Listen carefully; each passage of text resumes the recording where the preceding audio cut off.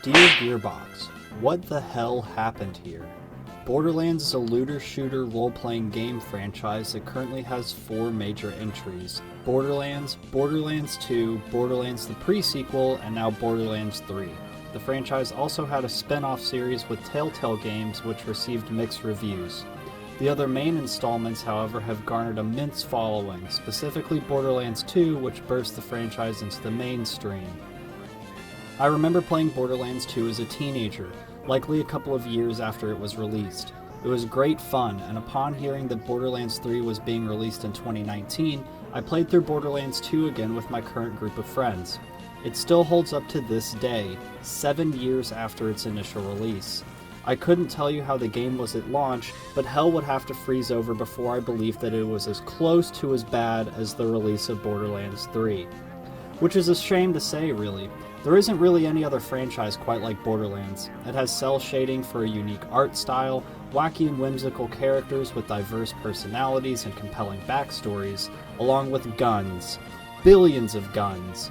You would think that with 7 years between now and Borderlands 2, and 5 years between now and the pre-sequel, that Borderlands 3 would be the big AAA success that we always dreamed of for the series. So I'll ask again, what the hell happened here?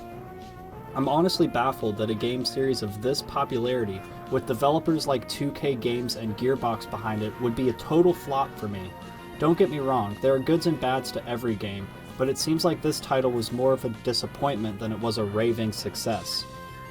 I'm not sure of the root cause here either. Like I said, this game had everything going for it, yet it feels like Gearbox forgot to tie their shoelaces before running a marathon and tripped at every mile marker along the way.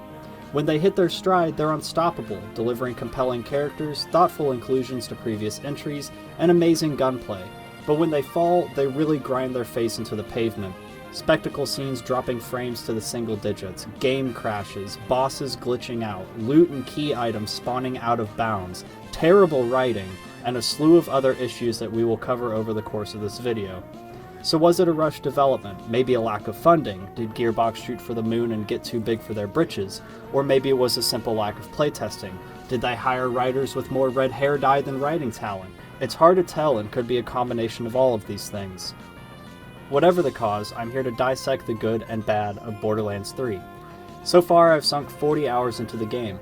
I've beaten the main story twice and have completed a slew of side missions and optional bosses that the boys and I have stumbled upon. I feel that this is probably 40 times the amount of playtime that many other game journalists, if you can even call them that, have put into the game, which is why I feel like my voice deserves to be heard here. Not to mention that I'm a big fan of the series and played every major entry in the series to completion except for Tales and the final DLC pack that was added to Borderlands 2 shortly before Borderlands 3 was released. Some of these sections will be short. I may muddle on for a few sentences and then move on to something else. I will be sure to put in some on-screen reminders if you want to skip around, along with some general tags in the description. I'd also like to state the obvious by saying that this is a long video and I understand many people won't be able to watch it in one sitting. Feel free to skip around to the sections you want to hear, but some of it may not make sense without the context of the rest of the video. If you plan to sit down and watch the whole thing, then I commend you, thank you, and wish you luck on our adventure. Lastly, beware of spoilers throughout. If you want to experience Borderlands 3 completely blind, then I'd suggest coming back after you've played through the main story. I keep most of the side missions, echo logs, and secrets out of this video so you don't have to 100% the game before continuing on here. We're going to start with the good, then the bad, and end with the average. I hope you enjoy.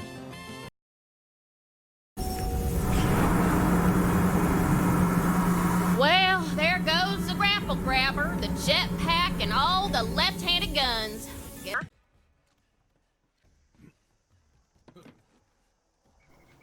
Starting off the good, we're going to cover an obvious one first. The art style of Borderlands is incredibly unique and is one of the major selling points for me.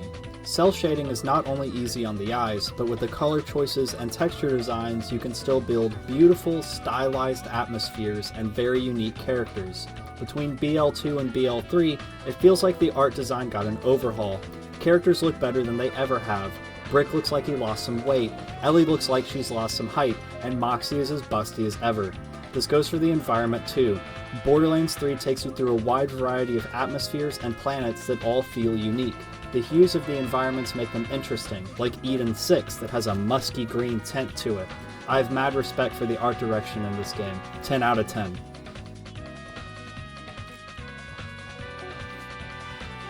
Say what you will about the interaction within this game, but you can't deny how much content there is. There are 23 chapters of main story content, and each chapter contains tons of side quests. I wanted to start true Vault Hunter mode before I began doing side missions, but by the end of my first run I had still accidentally accumulated a laundry list of optional content. This game will keep me busy for quite a while, despite the major interactions being going somewhere, shooting something, pressing X, and then fast traveling back. I want to experience everything that Borderlands 3 has to offer, mainly because that gameplay loop is enough to keep me interested in it for an hour or so at a time. Gunplay, gore, weapon farming, build creation, and characters that are genuine and not politically driven is what I am here for. I hope that there's plenty of it, especially that last point, given how divisive and exclusive the main story is. And so far so good. They even were thoughtful enough to give us a handful of side missions involving Tina, Brick, and Mordecai as they set up a new base of operations on Pandora. There's a lot to experience in Borderlands 3, and I feel as though I'm still nowhere close to 100% despite spending 40 hours in-game thus far.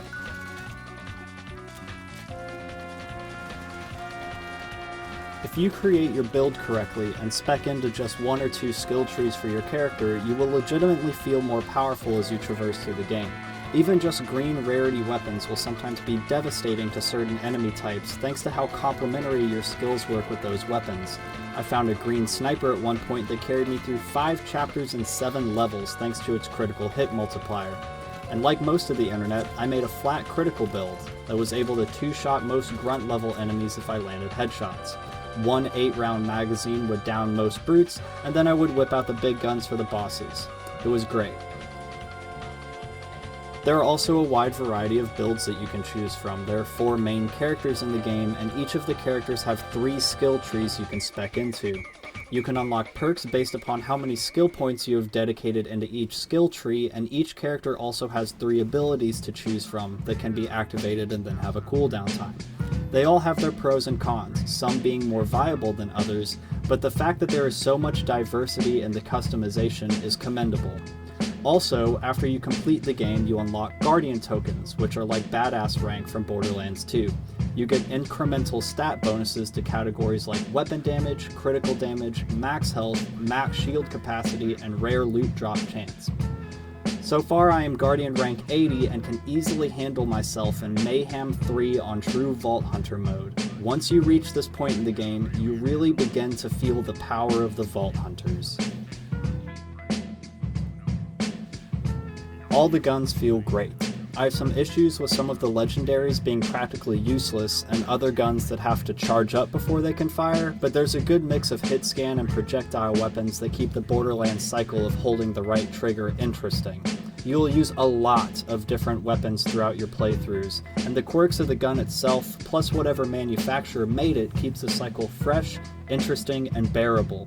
There are only a couple of points where I got tired of mowing down waves upon waves of enemies, but those were mainly due to the boredom setting in due to the missions being follow this person quests or escort missions. We will touch on the different shooting galleries later in the map design portion, but most of them are designed well enough to suit any playstyle. I like snipers and shotguns, and there are plenty of open killing floors along with tight corridors to paint with raider blood. This section really doesn't need that much explanation. This game is chock full of references and little lines of dialogue that reference earlier games in the series and other Gearbox games. If you keep your ear to the ground, you'll pick up on a lot of these references, which gives satisfying aha moments to fans of the series. Plus, the echo logs you find and certain named enemies all help tie everything together into one cohesive narrative. You can learn more about Handsome Jack's backstory, the relationship with Krieg the Psycho and Maya, and much more. There's a tasteful amount of fan service, and I really appreciate that Gearbox cares about their fans enough to include stuff like this. Say what you want about fan service, but I found this to be tasteful and not overbearing. There are hundreds of Easter eggs and references jammed into Borderlands 3. Here's a quick list of some notable ones that I encountered throughout my playthrough. Reese will remember that is displayed after you tell him you like or dislike his mustache. This is a call to Tales from the Borderlands and Telltale games in general. It's also funny because if you return in true Vault Hunter mode or New Game Plus, Reese will either have or not have his mustache based upon your choice. A Crimson Raider can be seen with Super Saiyan blue hair and a bandana, obviously referencing Ninja. There's a legendary Hellwalker shotgun that is incredibly strong, shoots heavy metal, and is designed like the double barrel from Doom. SpongeBob is referenced in a gun called the Krakatawa. The flavor text reads, "Get him angry and he's bound to erupt." On some of the computer screens in Sanctuary, there's a game displayed called Borderlands 3, which is a snowboarding game. Claptrap is on a snowboard, and there are some funny level names to read as well. Flack references The Hunt, and some of his optional dialogue seems to reference other games that emphasize the hunt, like Bloodborne and Monster Hunter. When attempting to start a duel with a fellow player, Flack will sometimes reference his whetstone, which is an item used in Monster Hunter to sharpen your weapon.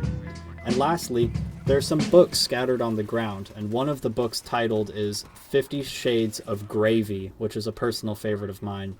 This list could go on, but like I said, these are the ones that I encountered without looking up anything and discovering them myself. This is where the good stops. I did not find much of this game to be enjoyable outside of the gameplay loop that I touched on prior. There is nothing deep going on with Borderlands 3 when it comes to the story. Characters don't grow or change in reasonable ways, and the only defining feature of these characters are their gender or sexual preference. On top of that, Borderlands 3 rivals Fallout 76 in the number of bugs and oddities encountered throughout the experience. It got to the point where my friends and I were jokingly saying Bethesda's bug whenever we encountered something that didn't quite make sense. Let's take a look at some of this hogwash in the bad. Oh man, crap, this game is barely playable. This game is barely playable. Barely playable. Starting off the bad, we have the frame rate. Borderlands 3 cannot handle a lot of what it tries to pull off. There have been hundreds of instances where it has felt like I was playing Borderlands 3 on a Samsung smart fridge rather than an Xbox One X. My frames drop to the single digits in the following ways. Too many enemies being on screen, the entire duration of other players joining my game, bosses that spawn particle effects such as fire, plasma, etc. At one point you open a panel and a bunch of locusts pop out. This outright crashed my game on my first playthrough and dropped my frames on my second playthrough. Large-scale spectacle. Specifically, there's an instance where you fire a Death Star-esque laser, and each time I've encountered this, it has dropped my frames to single digits. Even if you aren't watching the laser go off, the game still stutters worse than Jimmy from South Park. And many bosses also cause my game to lag due to a combination of their attacks and the number of minions that are all jammed into the same arena. There are few games of this generation that are so unpolished that they outright crash, and it is incredibly sad to say that Borderlands 3 is one of them. My game crashed over 10 times throughout my 2 story playthroughs, and God bless my co-op partner that was playing on a plain Jane Xbox One because his crash number nearly tripled mine. Simple things crash my game. Shooting at enemies, sliding down stairs, picking up weapons, opening my menu to level up, entering or exiting a vehicle, and respawning all cause my game to freeze up and fill my ears with the sounds of jackhammers before hard quitting and sending me back to the Xbox home screen. This is undeniably unacceptable. Simply play testing the game at multiple stages of development would solve this issue. A dev would slide down some stairs and the game would crash. They would add that to a list of things that needed more polish and development time. This kind of thing screams underfunding, as if Gearbox couldn't afford to pay their intern $8 an hour to play through the game real quick and take note of the bugs and crashes they encountered so they could fix them pre-launch. Either they didn't play test, or they hired someone that lied on their resume and had never held a controller in their life. This also happens to be the problem with modern-day game reviewers for major game publications. It's sad, really. These people work in the video game industry or as an arm of the game industry and don't even use the products that they talk about. It just seems stupid, like they don't even try to get good at a game before giving it a fair shake. It's like working on the marketing team for Dove shampoo and not washing your hair. I could go on, but that's a different rant for a different video. This is an important lesson to learn for developers everywhere. You need to be careful with linearity and complexity in level design. Too much linearity and players will begin to get bored and skip to the finish. Too much complexity and players will get lost and frustrated as they fail to navigate the world that you built for them. Borderlands 3 has poor map design. There's far too much verticality. They built these many-leveled areas, then built symmetrical arenas to fight minions in. But only the staircase on the left leads to progression. The stairway on the right leads to nothing. There's a level where you're on a massive vehicle and are working to climb your way to the top. This is probably the best example of too much complexity and verticality. As you climb, there are many branching paths, scaffoldings, and climbable boxes that do not lead anywhere and have no connection to the main path. If you're not good at navigating these types of areas, or didn't play Sly Cooper or Mirror's Edge as a kid, you're going to spend a lot of time getting lost and frustrated here. It also doesn't help that enemies will infinitely spawn even if you clear them out. You'll clear out a room, leave the room thinking you're on the right track, find a gun crate with garbage in it, and then once you re-enter the room to try a different path, more enemies will spawn. On top of all of this comes the linearity of room design. Remember how I just mentioned the left staircase versus the right staircase? That is literally littered throughout this level. One path is the right one, and the other leads you to a room full of ammo, an audio log, or a gun crate. I'm all for exploration, but if I'm constantly getting shot, killed, and charged for respawning while I'm trying to figure out the right way to go, I'm gonna get really sick of finding dead ends. There are plenty of good examples of decent map design in Borderlands, but they are always very linear and flat. The minimap can't fuck you over if it's only one floor, so it's always obvious where you're supposed to go, and where there's potential for loot and secrets. The thing with this linearity, though, is that it is boring to navigate. If everything is just running in a straight line, then I just yawn and run past everything. I feel much more compelled to clear out an area room by room if I'm in an unfamiliar area with a good mix of complexity and linearity. A good example of this mix is the Jacob's Mansion that you explore later in the game. It is a massive mansion with branching rooms and differing areas. Clearing this out was a treat. Enemies didn't constantly respawn, so my friends and I were able to explore every room of this giant house and find all of the secrets, audio logs, optional missions, and gun crates. Unfortunately, very few areas strike the balance of complexity and linearity, and even if they do, there's a chance that it's a one-off story-related area and you will have no reason to ever return. Finding a mix of complexity and linearity is the key to good level design. Borderlands 3 maps, unfortunately, are either far too complex or far too linear, with very few areas reaching a happy medium of the two. I will commend them for the scale and size of the overworlds, though. The sheer scale of this game is impressive and deserves praise just for that. There are a handful of overworlds where you can drive around and explore, but there are also mission-related set pieces and branching areas that are all connected to the same overworld. In that regard, the map design is nice. When you boil it down to the nitty-gritty, it's either running in a straight line or trying to navigate a hall of mirrors. And the minimap doesn't do you any favors either. The layer design of the minimap is terrible, and the fact that there is just one diamond marker that appears on your screen directing you where to go is not only outdated, but frequently will misdirect the player into exploring areas that end up not being their current objective. I remember my friends and I found the same Carnage Tyrant mini-boss like 3 times, since we thought that we were following the minimap, only to find that we needed to go down a different path that looped behind the Carnage Tyrant mini-boss area. It looked as though we were headed straight to the marker, but nope, just the same big dinosaur. It was only when we didn't let the diamond guide us and we split up to go down many branching paths that we finally found our objective. This feature is frustrating to say the least. Not only that, but navigating the map in the menus is even more clunky and confusing. It feels like you're rotating the entire map based around the center of your screen, rather than being able to move the center of your screen around a stationary map to your location of choice. It reminds me of the Dead Space map, but more confusing. The whole map is designed with ups and downs built in, but when viewing the map from a bird's eye, which is the default view, it all looks like it's stacked on top of each other. Plus, it's zoomed in unnaturally far, so you have to pan all the way out, then zoom back in so you can differentiate between the layers of maps stacked on top of one another. Monster Hunter World and Dead Rising do it right by giving the players a floor-by-floor view of wherever they are exploring. If you're on the 3rd floor, the map would only show you the 3rd floor, but you could hit a button and cycle to only viewing the 2nd or 1st floor. Monster Hunter and Dead Rising also do the players plenty of favors when it comes to navigation by giving them scout flies and arrow markers to help them navigate through the complex levels. I compel all of you to pick up Monster Hunter World and attempt to navigate and memorize the ancient forest without the help of the map or scout flies. It will suck big time, and that is exactly how it feels to navigate the worlds of Borderlands 3. You explore a lot of branching areas just to be disappointed because you're not really at your objective. Hell, you might not even be on the same plane as your objective, and that diamond doesn't do a damn thing to help you. A friend of mine thought that adding a dotted line on the minimap would help guide the players to their destinations, and I agree. However, I feel like many players would avoid exploration altogether in favor of brainlessly following the dotted line.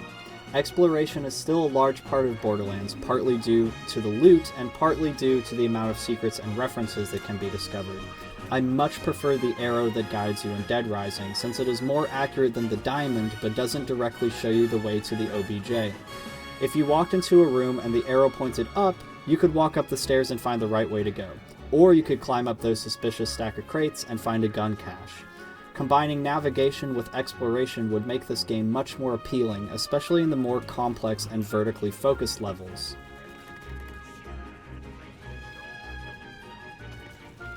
Many of the main bosses in this game feel like I'm playing a bullet hell game like Cuphead, which would be fine if the characters didn't feel like you were piloting a refrigerator.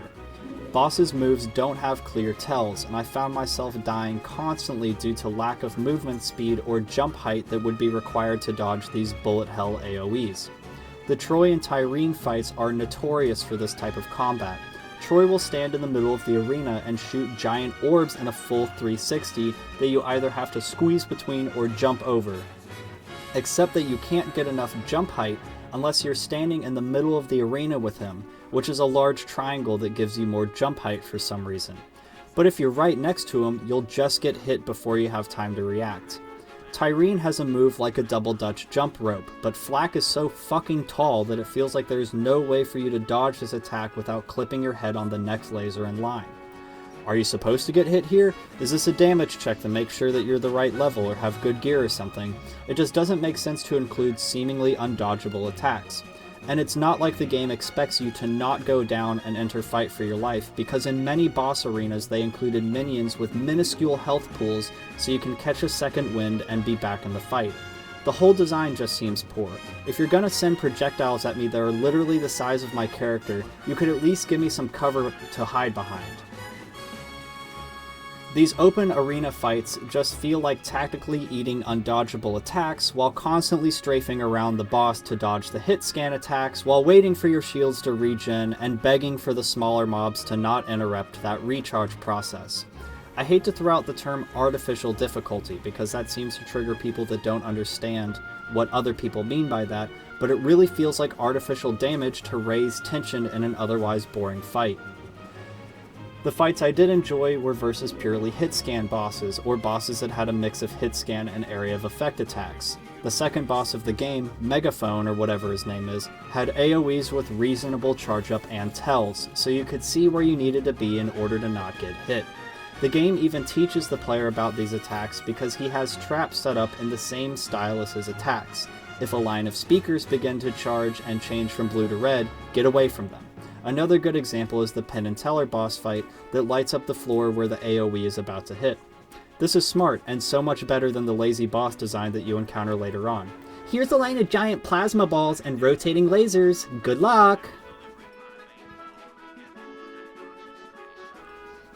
A hard lock is when your game crashes. A soft lock is when you can continue to interact with the world around you but are unable to progress further through the game.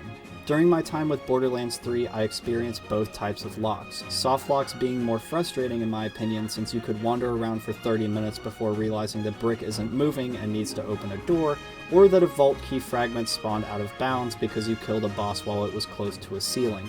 My favorite soft lock was when a required quest item decided fuck gravity and floated up to the ceiling, where we couldn't reach it. After quitting and reloading, it plopped down in the middle of the floor and we were able to progress.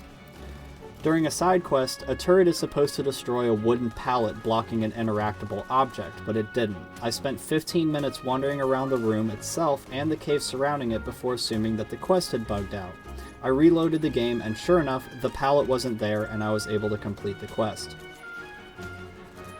However, my best example is getting spawned in after a cutscene following one of the last bosses. I was locked in place, unable to move, without a gun, and unable to navigate any of the menus. My co-op partner managed to navigate us back to Sanctuary, and it made the lock worse. I didn't have any HUD and was just completely locked in place. These types of bugs, glitches, and locks are absolutely unacceptable for a full-price, AAA, player versus enemy game that has been in development since 2015. Considering that Gearbox already had models for many of the characters, assets, textures, interactables, etc., I am shocked that a game with this large of a following and this much money was released in such a broken and unfinished state. It really leads me back to the opening question of this video. Gearbox, what the hell happened here? To put it simply, Borderlands 3 has way too much padding. There are hundreds of instances where you're just waiting for an NPC to interact with something, waiting for an NPC to catch up with you, waiting for a conversation to finish, or waiting for characters to dump exposition into your lap. I write my scripts before I edit my videos, but the gameplay that you're watching now is strictly the content of the game. I've cut out all of the loading, fast traveling, waiting for conversations, etc. After you've cut all of this out, you begin to see how bare bones, boring, and short this game is. You spend so much time being told things rather than shown them, and spend countless hours waiting around to be told where to go next. Not to mention that after just about every main quest, you have to return to Sanctuary and navigate the needlessly complicated ship to deliver vault keys to Tannis. This just eats up more of your precious time, and I found myself constantly staring at the time ticking up on OBS, wondering how long I've spent actually playing the game versus how much time I've spent experiencing blatant filler to support a bloated runtime. Why do games in the current age demand to boast how long their games are? I would much rather spend $60 on a compelling 4-hour story with good character development, character arcs, and interaction with the world around it, rather than spend $60 on a game that boasts a 40-hour story with 36 hours of padding. Just cut the bullshit and make a game. On a real note, game developers and the businesses behind them don't understand how precious a gamer's time is. We work 40 hours a week and are still expected to have hobbies outside of games, upkeep a social life, relationships, family life, etc. Too many games out there beg for you to log in daily or weekly in order to complete quests and do challenges that progress you through a season pass or other strategy to keep you playing their game instead of a competitor's games. Why not just make better games that warrant me to return to? Monster Hunter World has a daily login bonus and weekly quests, but these do not unlock tiers in a season pass, give you new skins, or let you open more loot boxes so you have a chance of playing on an equal playing field with those lucky ducks that pulled that bullshit overpowered weapon after spending $300 on slot machines. They reward the player for returning to the game, but in a way that does not negatively impact the longevity of the game. I'm not going to play a game that I hate for hours a day just to unlock a weapon, card, etc. at the end of a season pass, or to do daily quests for more weapon skins. Again, there's a longer argument to be made on that topic, but today's focus is Borderlands 3.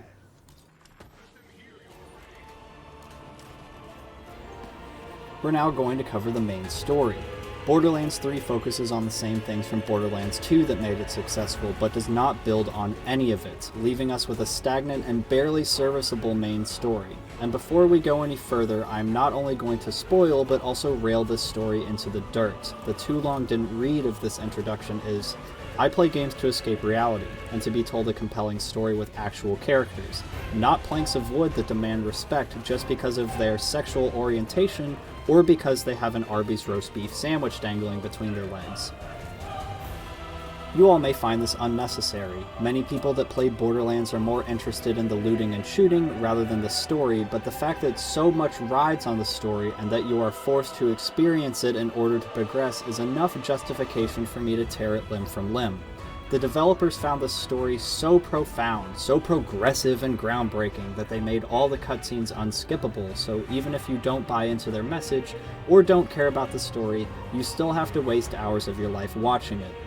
It would be one thing if your story was good and you had unskippable cutscenes, but this belligerent pandering within the Borderlands universe is such an abortion that I would be doing myself and my audience a disservice by just brushing it under the rug. Lastly, if you want to experience everything the game has to offer, such as traveling to different planets, getting more weapon slots, unlocking artifact slots, breaking open iridium caches, or meeting up with characters from older games, you have to progress in the storyline. You start off with Marcus telling a bedtime story again, and then he drives you on a bus to the start of the game. You meet Lilith and Claptrap, both of which vomit exposition in your lap with intermittent psycho killing so you don't get bored. From there, you get a car from Ellie, are introduced to the shitty driving mechanics, and are thrust into this galaxy-wide fetch quest of which you as a Vault Hunter have no stake in. You're here for the vaults, yes, and the Crimson Raiders are also interested in the vaults. But imagine if the Calypso twins hijacked the bus from Marcus, recruited you into the COV, and told you that they were also on the hunt for vaults. You would join their side, since that is your only goal. The only reason why you don't join them is because of plot convenience. Remember the beginning of Borderlands 2? You open on a train with your fellow Vault Hunters, only for Handsome Jack to ambush you, blow up the train, nearly kill you, and leave you for dead on the icy tundra of the southern shelf of Pandora. From there, you immediately have a stake in the game, despite not knowing any of his other intentions. He just tried to kill you, it's time to power up and get revenge. From there you meet the Crimson Raiders, who have the same mission as you for differing reasons. See how this is infinitely times better than just getting off a bus and having exposition vomited into your lap? You have a stake in the game before it even starts. Jack tried to kill you, and that's enough for most people to not like Jack enough to do whatever it takes to track him down and kill his ass instead. In Borderlands 3, you have no stake in the story, and take a backseat role, which makes no sense. Vault Hunters are as powerful, and sometimes more powerful than Sirens. I mean, for Christ's sake, you kill the all-powerful God Sirens, Troy and Tyreen, while they have the combined powers of Lilith, Maya, and each other. Not to mention that the Vault Hunters are the only things that drive the story along. Lilith has no powers and is useless. Maya is killed about as soon as she is reintroduced. Ava is a child, and Tana just ex machinas having siren powers when the story feels the need to have a big reveal. Despite the only force that moves the story forward, you do not have a place within the story itself. If you were absent, like the game wants you to believe that you are, then the Calypso twins would have succeeded in their mission and become the most powerful beings in the universe. You cannot convince me that the band of misfits known as the Crimson Raiders in this game would have any chance against the COV without their vault hunting companions. So after a poop tier beginning, you work on getting off of Pandora. The Calypso twins intercept your plans and you learn about their siren powers. Tyreen can siphon powers from other sirens, and Troy, a male, has siren powers as well. This is a big deal in the Borderlands universe, since only females can be sirens. Tyreen and Troy then explained that they were conjoined twins, and Troy was cut off of Tyreen at birth, thus giving him his powers and explaining his missing arm. Imagine if the players were given this mystery to ponder throughout the game. It could even be a big deal as we begin to wonder if Tyreen can make people a siren. Or better yet, knowing how much this game likes politics, Troy could have been born a woman but decided to become a man later in his life. Instead, this big mystery is immediately revealed and explicitly stated by Tyreen. Lilith gets her power sapped again, and you leave Pandora. Good writing out of 10, and by that I mean your writing team is garbage. I will give it to Gearbox. This is one of the few scenes where you are actually separated from the cutscene in a way that makes sense. A door closes so you cannot intercept the Calypso twins. There are plenty of other instances throughout the game where you are simply absent. The best example of this is after you come out of the first vault. You are canonically standing about 15 feet away from where the cutscene is taking place, but the game just pretends that you don't exist. Probably because one good bullet would cut this garbage game short. You could intervene in the squabble between Maya, Ava, Tyreen, and Troy, and kill the Calypso twins right there. They aren't even that powerful at that point, because Troy hadn't absorbed Maya's powers yet. Boom! Roll credits, the game is over. But no, the game pretends you don't exist. This plot convenience continues throughout the game. You kill a massive raid boss, only for the real main characters to come in and take all the glory. It's just so contrived and a perfect example of shit writing. The only thing stopping the player from killing the twins on many occasions is simply because the game doesn't want you to kill them yet and pretends you don't exist.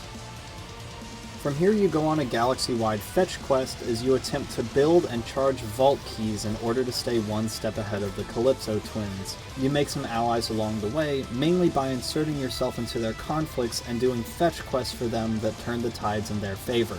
You practically get beat off by side characters who use the power of the Vault Hunters to do their bidding for a while. Reese from Tales of the Borderlands takes it for a spin as he attempts to win a losing battle against another corporate CEO that has the hots for him. You do a handful of missions for him before he finally forks up the vault key and eventually gives you the location of a vault. Another example is later on Eden 6. You meet the CEO of the Jacobs Company. He sits in his mansion bitching about his daddy issues while you go on fetch quests for him before you finally get to advance the story. There are very few main missions that stand out as unique and interesting. You destroy a super vehicle with a Penn and Teller cameo and a literal spectacle boss. You do a jailbreak and meet the cast of previous games and explore a handful of vaults. That's about it. So basically you jump from planet to planet doing fuck all until the game decides it's time to tie everything together. You kill Troy after he attempts to sap the life and power from Tyreen in order to charge Pandora's moon, and for some reason that I am still scratching my head at, Ava absorbs Troy's powers and becomes a siren. That's right, apparently every siren has this absorption power, or when a siren dies, any old schmuck can go up, touch the body, and become a siren themselves. It doesn't make any fucking sense, and then the game has the audacity to do it again after you kill Tyreen at the end, but I'm getting ahead of myself. You go to a planet that isn't supposed to exist, and it is not only home to the first vault, but also the first vault hunter. Throughout the game you can discover audio logs that were recorded and deposited by Typhon de Leon, the first vault hunter that was tasked with finding and opening vaults by the major corporations that funded him. Eventually he betrayed these massive corporations, found a lovely lady, and they went to missing planet Ex Machina and opened the first vault together. They killed the Guardian inside, had some crazy Vault Hunter sex, and spit out a couple of kids. Typhon de Leon is a shining star of a character in this game, and it's a shame that he doesn't survive past the 3 main missions that he is included in.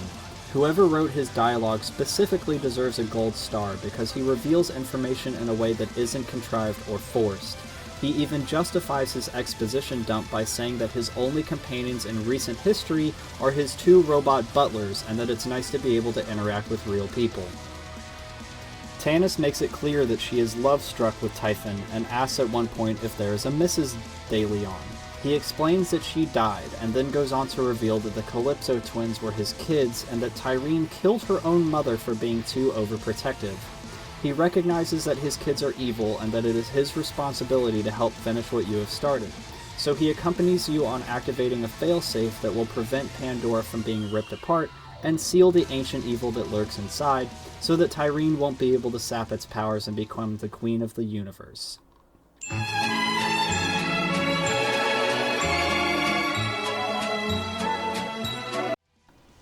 When he comes face to face with his own daughter, he attempts to kill himself and her with a grenade. He detonates it, and Tyreen manages to absorb the grenade blast exactly like a scene from X-Men First Class, and then directs the blast at her own father, killing him. You travel back to Pandora that is being torn apart thanks to the power of the moon being siphoned into the planet and opening a massive vault. Tyreen gives herself up to the Guardian and fuses with it, becoming a grossly disfigured monster that you then slay. Both twins are dead, but the vault has been opened and Pandora is still being torn apart. I guess that the moon was still being sucked into the planet and thus destroying Pandora, which doesn't make a lot of sense. But I guess if that magical suck was closed, then Lilith wouldn't be able to make this big sacrifice in order to stop it and save Pandora like the queen bee that she is. This is despite the fact that the only time she actually saved Pandora was in the first game. In both the second and third game, Vault Hunters saved the planet, with Lilith standing on the sideline like a glorified cheerleader and taking all of the credit. Regardless, the power of the Vault Monster and Tyreen power up Lilith enough for her to become a super siren. She flies into orbit, cutting off the power flow of the moon, and painting a massive Firehawk symbol on it. This apparently kills her, despite it not being fully explained how or why this is what needed to be done. The game ends with Girl on Fire by Alicia Keys, and the credits roll. What a load of shit. I originally had the story being just average, but after playing through it a second time and actually taking notes, I wish I could power wash my brain and scrub it clean of this entire experience. At no point is the writing ever above average, and barely any of the story beats make any sense. I guess Gearbox expects all the players to just accept these coincidences and run at the blue diamond mission marker like a bunch of default skins, and to cheer whenever there's a minority or woman on screen. I did not enjoy this experience whatsoever, and I'm going to let this story be a lesson to me about why I shouldn't expect these large studios to tell a good story besides Rockstar. Shout out to Dan for being a bloody legend. Grab a fucking stubby, mate. You're a damn legend. Charlene, bring these Ripper legends some stubbies and a pack of Menthos. Sick. From the get-go, I think that Troy and Tyreen are weak villains. They're incredibly default besides a somewhat decent backstory that is only made decent by a character introduced 90% of the way through the game. Otherwise, they just seem like power-hungry psychopaths that are hell-bent on becoming gods and live-streaming it all. Speaking of which, that whole streamer leet speak gimmick that they have going on is cringy as shit. The absolute last thing that I want to hear from a video game villain is them telling me to subscribe to their fucking Twitch channel. And it's not like it's a one-time thing either. They keep that stupid shit going throughout the entire game. On top of a stupid gimmick, they had huge shoes to fill after Handsome Jack took the video game world by storm. Many people, including me, revere him as one of the best of game villains to be written, and after 5 years of planning you came up with this? They don't have this deep-seated hatred for bandits and a lust for peace through tyranny like Handsome Jack. They also don't have a compelling reason to even be villains. They weren't allowed to leave the planet they were born on, and that made Tyreen so mad that she killed her own mom and then tried to use her siphoning siren powers to take over the universe. That's it. I summed it up in one sentence. Oh, and Troy is a male siren because he was conjoined with Tyreen at birth and they had to cut him off of her. That's why he only has one arm and why Tyreen calls Troy a leech all throughout the game. You may think that that is supposed to be a major spoiler, but Tyreen literally spells it out for the player 20 minutes into the game. No mystery, no pondering, she literally explicitly states the reason that Troy is a male siren. Troy even learns through the course of the game that he has the same siphoning powers as Tyreen, and the game teases you with a power shift but then does nothing with it. Right when it seems like the two siblings are going to have a fight for power, Troy just deadass starts draining Tyreen's power off screen and you're forced to intervene. Why didn't Tyreen put up a fight? How did Troy manage to overpower her? Why didn't the player get to see any of this? Shitty writing, that's why. You simply have to accept that Troy went as power hungry as Tyreen and betrayed her. This would be a simple fix, too. Just make it so that there's some dialogue between Tyreen and Troy, maybe some scuffling and sibling rivalry as they attempt to one-up each other with their powers. Maybe Troy phase-locks Tyreen for an extended amount of time, and she disappears from a portion of the story, only for you to find out that Troy has had her locked up and has been siphoning her power, along with the power of Iridium in order to open up the massive vault on Pandora. That's better writing, and that came off the top of my head. I'm writing this at 3 AM in a basement closet with no formal writing training whatsoever. Just a nose for bullshit.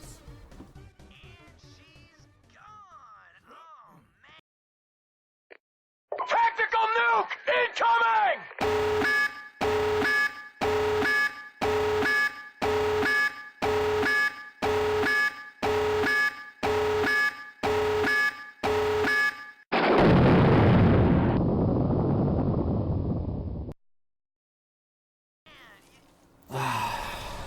It pains me that I have to write a section like this. It really does, because I don't want to talk about it. I don't want to talk about it, but it's screaming in my face.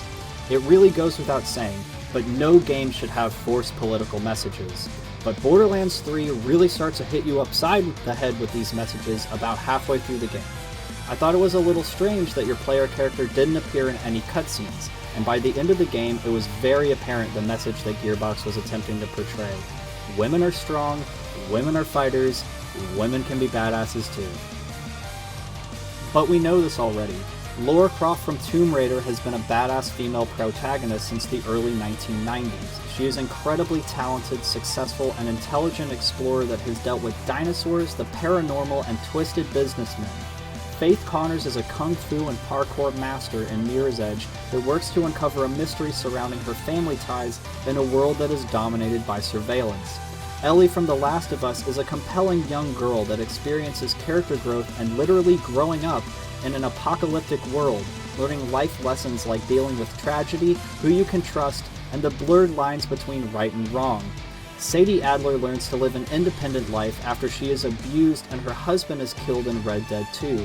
She successfully seeks revenge on those that wronged her, eventually becoming one of the most badass gunslingers in the West and a fearsome bounty hunter. Meanwhile, Lilith, Maya, Ava, and Tannis are just women with no real discernible character traits that are built on. There is no growth for these characters at all, and if you didn't play any of the other Borderlands games, you will not understand their quirks, question how they are the last hope for humanity, and worst of all, you just won't care. This is especially terrible because this trend of inclusivity for the sake of inclusivity has plagued just about every game to be released in the past 2 years, and I'm sick of it. There's a reason why Red Dead 2 was able to invoke a wide range of emotions out of me, and why games like Battlefield 5, Wolfenstein New Blood, and Borderlands 3 made me want to dump bleach into my eye sockets. One game has diversity without shouting about how inclusive they are, and the other shoves political messages down your throat. And look, it's one thing to be inclusive and to make characters that have diverse backgrounds, ethnicities, sexual orientations, and genders. That's totally fine. I am all for that. But it is completely different to jam those messages down our throats. The only important characters in the story are women. There is a massive, galaxy-wide threat, yet 3 women and a young girl get the entire spotlight.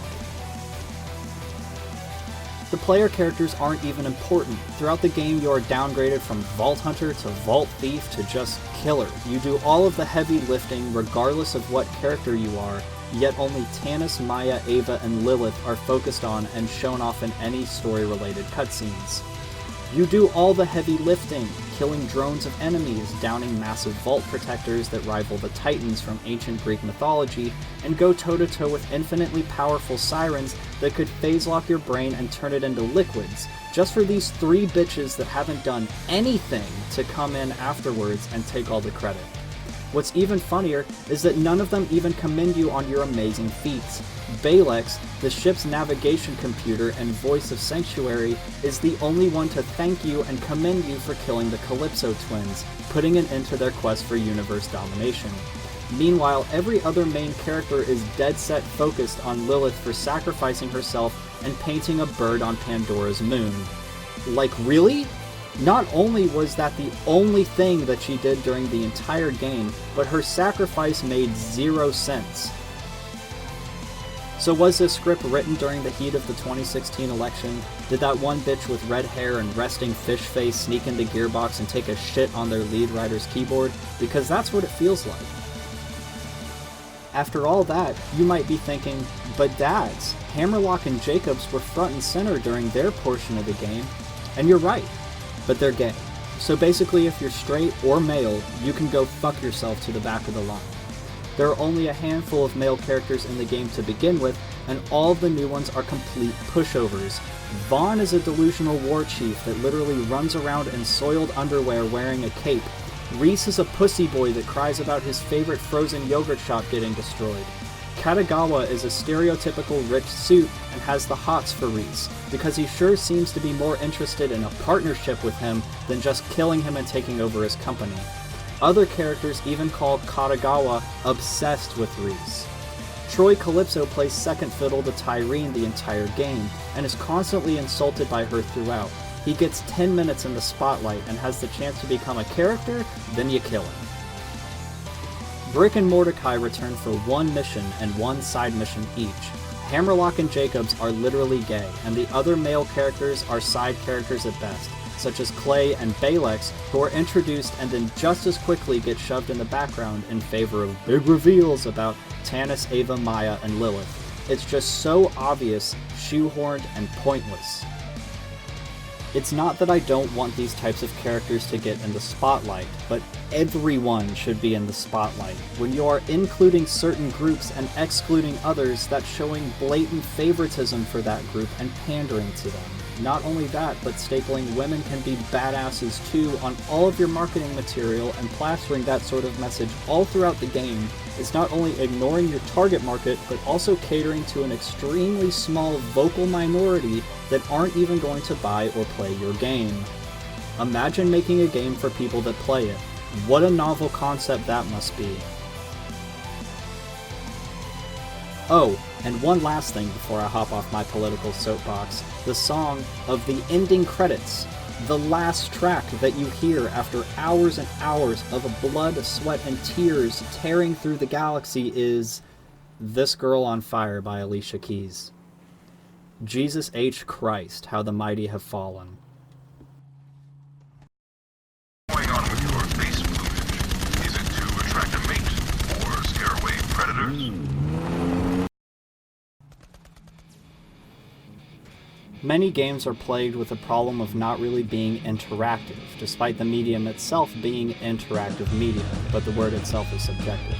Yes, you are interacting with this media. Just by playing the game means that you are interacting with it, but when the game can be boiled down to the same few actions, you aren't really interacting, more or less just repeating the same few actions as you make your way through the narrative. Borderlands 3 has some of the least interactive quests in all of gaming. It can all be boiled down to the same few actions. Run to a location, kill stuff at said location, hit X on a certain object, person, etc. That's it. That's the whole list. That is all you do in Borderlands. Half the time your player character has nothing to say in response and just blindly follows the diamond quest markers. Most of the interactions in this game are reading text. You look at abilities and skills to see what meshes well together. You read gun descriptions and try them out. Just looking at the damage number isn't enough. You have to see what multipliers are on the weapon, what manufacturer made it, and what sort of projectile it shoots. You could find a gun that dishes out 10,000 damage a shot, then fire it and realize that the projectiles move at a snail's pace, making it next to impossible to utilize that 10,000 damage. Basically, the more you read and study the equipment you receive in Borderlands, the more powerful you will become. That is what you interact with, your stats. Otherwise, you just run around, shoot stuff, and hit X on certain things. You don't interact with characters, enemies, or the world around you in a meaningful way. There are no dialogue options or player choice. You don't even have a slick animation for pushing buttons, which I originally made fun of games for including, but now I realize it helps the player feel like they are legitimately interacting with the world around them. Too Long Didn't Read, all of the side quests and main questline for that matter are just fetch quests. Sure, the writing for some of these one-off characters is entertaining, like the professor or geologist or whatever who is overprotective of some rocks, which turns out to be petrified monkey poop, or the deep swamp fellow that wants you to kill a witch, or the two robots with vastly different personalities that you meet at the end of the game.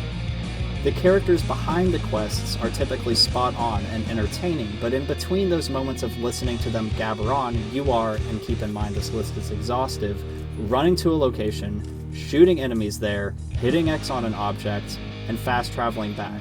That's right, you don't even have to run back, thanks to the iPod in your pocket that lets you fast travel to practically every point of interest in the game. That's why Borderlands 3 is a compelling game to speedrun, due to the simple nature of the tasks you have to do, and the sheer amount of enemies that you can straight up skip in favor of getting to the next objective. On top of the fast traveling tech and skips that could be discovered, I feel compelled to play more of this game, but fast. However, I would never speedrun this game unless there are some major updates that patch many of the bugs and crashes that are currently plaguing it, along with the option to skip cutscenes. As a final note, a way to improve upon the linearity of these quests would be to add more player choice. Even the illusion of choice would be better than nothing. This is even teased in the main story. You're given the option to hold X or Y to make decisions that end up not impacting the main game at all. Side quests do not have to follow a set linear path like the main quest line, so adding 2 different outcomes of side missions would add player choice and create a more dynamic world to interact with. For example, instead of killing the witch on Eden 6, make it so you can side with her and kill the guy that gave you the quest. Maybe she still betrays you and you have to kill her regardless, but that's just one example of a plethora of decisions that could be made to make these linear quests more interesting. The side quests currently feel more like forced exploration and add little value to the actual game besides wasting time after you're already a god. Player choice is what is really missing from Borderlands 3. Even in Borderlands 2 you had missions that gave you choice. Kill this person or spare them, side with this gang or the other gang. Even simple stuff would be a fine addition, like you get a shield or a gun as a quest reward. Take your pick. This would break up the monotony of running somewhere, killing something, fast traveling back, listening to dialogue, and making some money.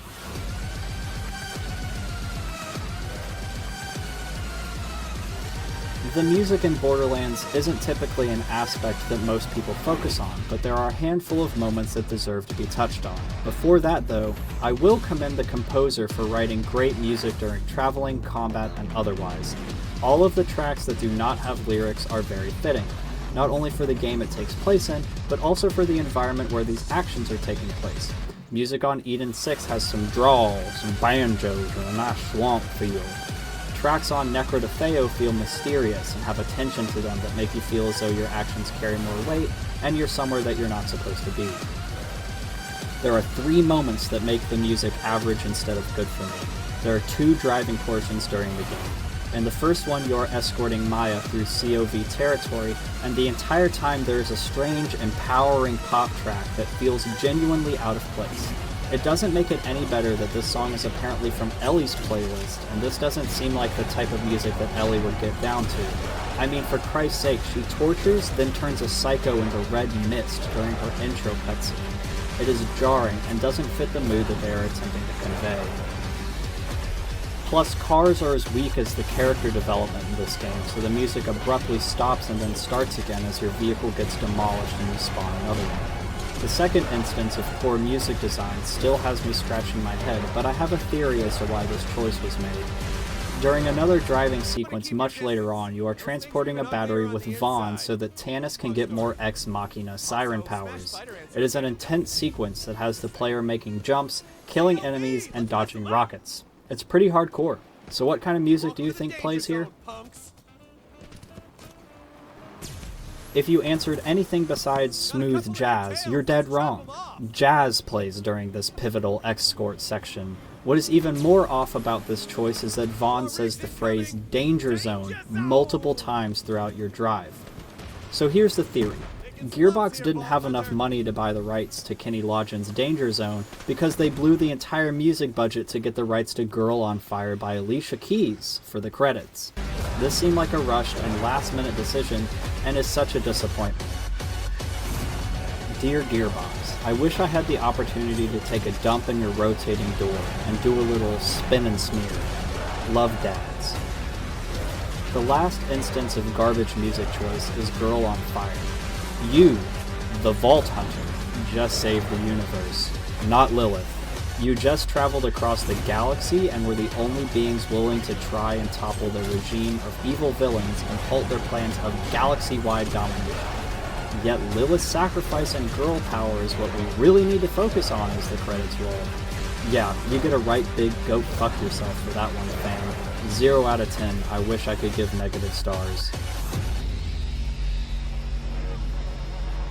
Only 2 characters are really viable for single-player runs, and funnily enough, one is a straight white male and the other is a robot that has the personality and voice of a man. So basically, if you play as a female character, you get to be just like all the other females in this game. Completely useless. There are some instances where your map isn't correctly updated. Players that are ahead of the curve could end up entering areas they aren't supposed to, possibly ending in your demise. Depending on how much cash you have, you could lose a girthy chunk of change. There is one mission where you attempt to raid the main antagonist's base of operations, and if you get there before some dialogue ends, you get insta-killed by turrets. I had about 100k at the time and lost about 10k, which is a lot for this stage in the game. I wish the game would just tell you that your objective is to wait for character X to shut their mouth, and then update the map accordingly. I experienced another glitch while looting a vault during the main story. I meleeed an iridium chest and fell through the map. This killed me, and this time I lost $111,000. Thanks, Gearbox. There are also some quest markers that just don't show up. On Eden 6, after a couple of missions, it tells you to return to Jacobs, but doesn't put the quest marker on Jacobs, it just doesn't exist. You have to travel there yourself and talk to him without the diamond ever showing up. I won't lie, I'm a real stickler when it comes to dialogue in games. It is difficult to convey certain emotions while still driving the story along without the lines seeming contrived or forced. While some jokes don't land and some lines seem forced to drive the story along, enough of it lands to keep me involved and paying attention. Some of the humor has evolved since Borderlands 2 and had me laughing with the game rather than at it. This is a major plus. There's a reason why Marvel movies are so popular. The stories and characters deal with grim and dark themes, but there is humor sprinkled throughout that keeps things light-hearted despite the harrowing circumstances. Same goes for Borderlands 3. There are two siren maniacs that are trying to absorb the power of vault monsters in order to become the most powerful beings in the universe. They're raising an army of devout followers through their live streams and are willing to kill anyone in their way, including both of their parents, in order to achieve their goals. That's not to say that it's good though. I'm willing to say that it's slightly above average. Some of the tropes chosen to represent the characters are just trash and outdated. It feels like the script for this game was written in late 2015 or early 2016. The whole toxic live streamer thing that the main antagonists have going on would make lesser men physically ill while trying to sit through it. No one likes streamers or YouTubers like that anymore, unless of course you're 9 years old and don't understand the concept of clickbait yet. Another thing is that all of the characters just seem like dull NPCs. None of the main dialogue has any weight or meaning. When the game attempts to deal with heavy-handed themes, it falls on its face. It is so lackluster and unmemorable that I cannot remember any of the lines besides a handful of comedic ones that were either spoken by side characters or the player characters. Nothing the four women ever said stuck with me after I turned off the game. And in comparison, there are Red Dead 2 quotes that still enter my head like, "Remember, it ain't us that changed." My favorite quote from Borderlands is from Clay, and he says, "Freedom ain't free. In fact, it costs more than most things." Another thing that stuck out is Flak and how his demeanor changes over the course of the game. There are great lines that come from each of the player characters, but Flak really sticks out to me since he is literally a robot that seems to learn how to have a personality. He's stiff and straight to the point during the beginning chapters, but loosens up and learns humor, banter, and other emotions from the other characters throughout the game. And the way his dialogue is written is fantastic. When you first meet Reese, Flak asks if his mustache is used to attract a mate or is used to scare away predators. And when you meet Balex, he asks if Balex's default physical form is the pink teddy bear, which had me kecking. One last thing. The audio logs are absolutely top-notch. I don't want to spoil anything deep, but just know that Krieg the Psycho, Maya, Handsome Jack, Angel, and more have audio logs scattered throughout the game that help build these character arcs and make them all the more compelling. Hearing Krieg succumb to becoming a psycho and Maya learning to decipher his seemingly incoherent screaming is gut-wrenching. Their whole story arc made me feel sorry for Krieg, especially after hearing the last audio log between him and Maya. Especially knowing that Maya promised to return home to Krieg, but now never will. To put it into perspective, Krieg is the second best character in Borderlands 3, and his only appearance is in like 5 echologs. And in case anyone is wondering, the best written character in BL3 is Typhon de Leon, the first Vault Hunter. The problem with this stems from the fact that many players will never experience this dialogue and will brainlessly follow the objective marker until they get to hit X on something. Any sort of exploration for audio logs or seeking out interesting side content seems to be gone by the wayside in favor of being brainless and running from point A to point B with guns a-blazing. Again, I understand that the main draw of this game is loot, leveling up, creating a build, and shooting, but there are some real gems in the audio logs and side content that many players will never experience for themselves. And considering how ham-fisted and trash the main story is, I fully expect many players to put the game down and never pick it up again after they finish it. At least that's happened with my friend group. At the end of this long list of good, bad, and average, we have Claptrap. I wish I could clap Claptrap, and I don't mean clap his dummy thick cheeks. He is still annoying as shit, and every time he opened his gab, I wanted to shove a shotgun in it and blow his electrical parts all over the walls behind him. I just don't see the appeal of his character. He's like a 5-year-old, constantly running around and screaming, spewing one-liners that aren't funny, and it's just downright cringy. He only has a handful of lines that I legitimately found funny, or even entertaining, one of which how he used the word thick, and then clarified that it was a thick with 2 C's. That got a legitimate kick out of me. The rest of his dialogue just sounded like a fork on a glass plate or nails on a chalkboard. Claptrap alone makes me glad that every other Claptrap unit is fucking dead. I wish we could just kill the last one and shut his trap for good. The only reason why he is average rather than straight up bad is because he is only seen at the beginning of the story and the end. Otherwise, he sits in a shoebox, quietly, like a good little trash can.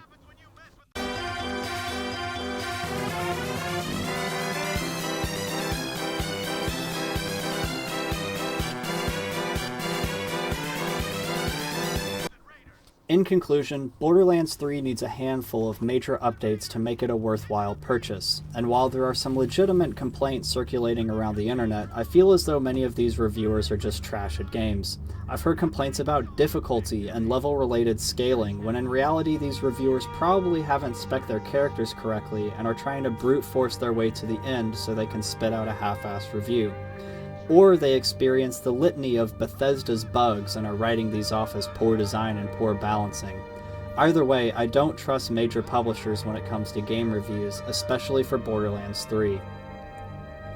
Many series favorite characters are brought back and reincorporated into the main story, which is great, but familiar faces and good dialogue can't mask the fact that this game feels rushed. I feel as though after poor sales of the pre-sequel and questionable direction choices in Tales from the Borderlands led this addition to the series to be underfunded and underdeveloped. It feels as if this game wasn't playtested at all. There are artificial barriers that you would think would lead to secret areas with the chance of loot, but are just actual barriers. You look at a wall or a bundle of tree roots that are about knee-high and think, yeah, I can mantle over that.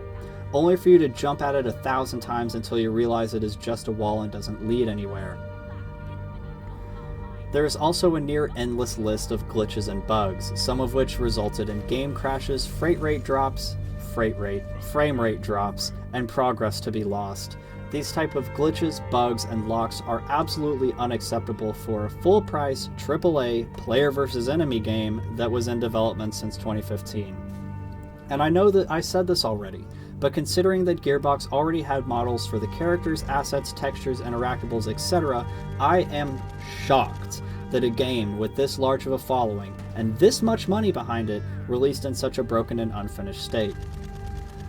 Given how much of an asshole Randy Pitchford is, how political the story was, and how broken the game is, I wouldn't recommend this game to anyone. It is so unfortunate that Borderlands 3 has many positive aspects to it, such as the leveling system, massive loot pool, and customization options, because it is the equivalent of a turd log spray-painted gold.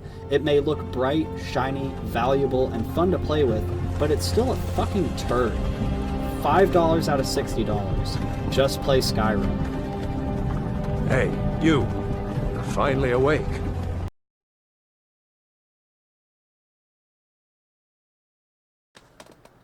On an unscripted final note, I have 100%ed Borderlands 3 at this point.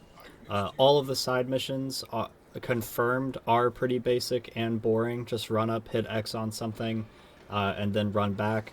None of it is as interesting as Borderlands 2. There is no good story writing in the side quests. On top of that, I feel like the game was short. I know that I said that in the video that I felt like that I had all of this content that I still had to finish, but it was just a matter of sitting down for another 6 hours and 100%ing all of the planets. By the time that you're level 50 and have Mayhem mode unlocked, so long as you have a couple of good guns, a couple of good legendaries just from farming Gravemind or Grave Ward or whatever his name is, you're fine, and you'll finish the game with flying colors. It becomes easy peasy lemon squeezy. There's one other thing I wanted to mention. Oh yeah, Gearbox did the absolutely unthinkable and decided to nerf Flak and buff other characters, which is a decision that makes absolutely no sense to me. I guess that they feel that Flak was oversaturating the game and that too many people were playing Flak and Zane instead of the other two characters, so they tried to nerf Flak, buff Zane a little bit, and buff the other characters to make them more on an even playing field. But I'm not going to go back and start another character from scratch because of these nerfs, and I feel like I've been completely alienated from Borderlands 3 because of this. I did not pick Flak because I knew that he was broken. I didn't watch any marketing content. I didn't watch any videos before I bought the game. I just picked it up because my friend said that they were going to play it, and then they ended up not, all except for one. But I picked Flak because I wanted to have a pet, and I thought that he looked cool. That's it. And now I feel like I've been punished for picking Flak just because he happened to be the one character that Gearbox deemed overpowered. And it's a player versus enemy game, so if I'm level 50 and I have all of these guns and all of these multipliers, you don't need to nerf it, because the game's already out, it's already done. It's a single player experience for the most part. It's not like I will be hindering anyone else's gaming experience by having an overpowered character. I just think that it's stupid and that it doesn't make a whole lot of sense, and that development time should have gone towards sending out massive patches for all of the glitches and bugs that are plaguing the game right now and are making it barely playable. Crashes are frequent, frame rate drops are constant, and I'll have a 20-minute video coming out highlighting some of these bugs that I found over the course of, like, I think it was a 6 or a 7 hour playthrough of the game. So just running through the story, we ran into soft locks, bugs, crashes, physics errors, etc. So be on the lookout for that. If you made it to the end, I congratulate you. Whether or not you sat through this all in one sitting, or, you know, came back to skip through the pieces, or just watched a couple of pieces and skipped to the end and wanted to see what the editor's note was. But I hope you all enjoyed. Please subscribe if you did, because I'll have more of this content coming out as soon as I possibly can get it out. And have a good day.